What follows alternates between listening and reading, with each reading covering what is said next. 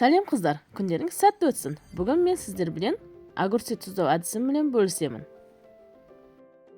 Алдын ала жуып, парланған банкаларымызды алып, ішіне лавр жапырағы мен укроптарымызды саламыз.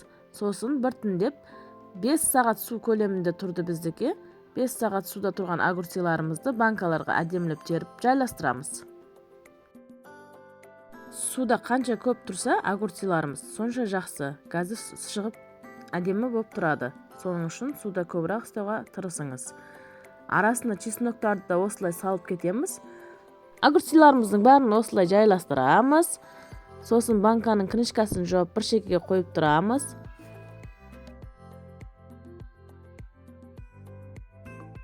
Огурциларымызды әдемілеп банкаларға осылай жайластырып, үстінен қара бұрышымызды, лавр жапырағымызды салып, үстіне қайнаған су құямыз.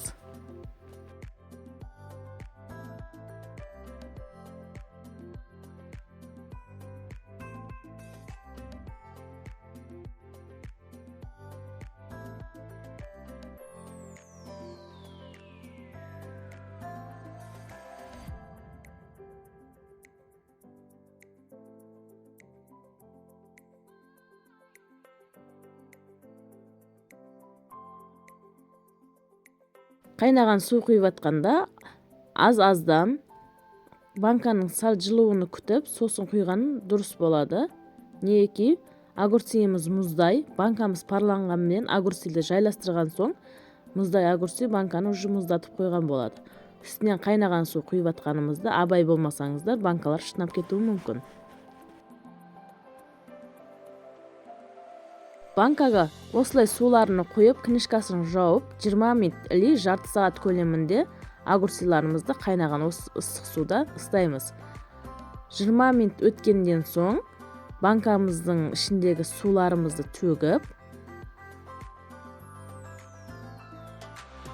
банканың ішіндегі сулардың бәрін осылай төгіп аламыз. Қаласаңыз осы суды қайнатып қайттан құйсаңыз болады.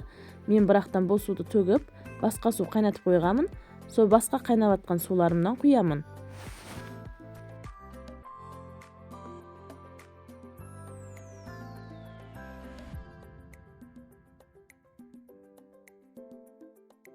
Міне, банкаларымыздағы суларды да төгіп болдық. Ал енді ішіне 2 литрлік банкаға үлкен ас қасықты толтырмастан 2 қасық тұз, 1 литрлік банкамызға 1 қасық тұз саламын.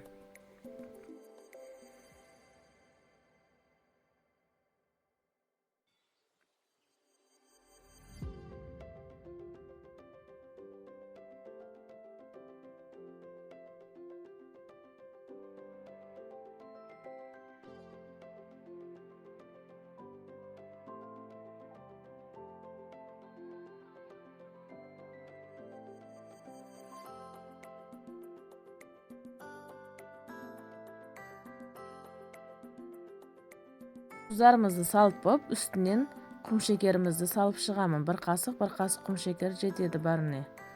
Сосын кішкене қасықты жарты қасыққа жетер-жетпес уксус құямыз.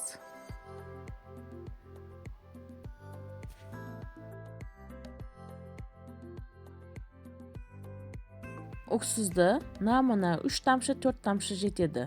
Одан артық көбейіп кетпесін.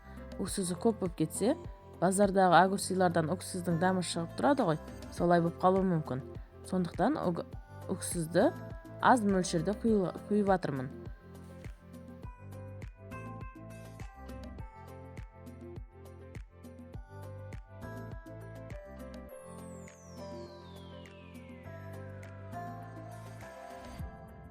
Мен басқа су қайнатып дайындап қойғамын. Сол қайнап тұрған ыстық суымызды банкаларымызға қойып, крышкаларымызды жауып, бұрап, көрпешенің астына қойып қоямыз 3 күнге. 3 күннен соң алып, подвалдарыңызға жайластырсаңыздар болады. Біздікелер уже біреуін ашып жеуіп те үлгерді. Қырсылдап, әдемі шыққан. Каналға тіркеліп, лайк басуды ұмытпаңыздар. Қысқа сіздерді дайындап көріңіздер. Ас болсын.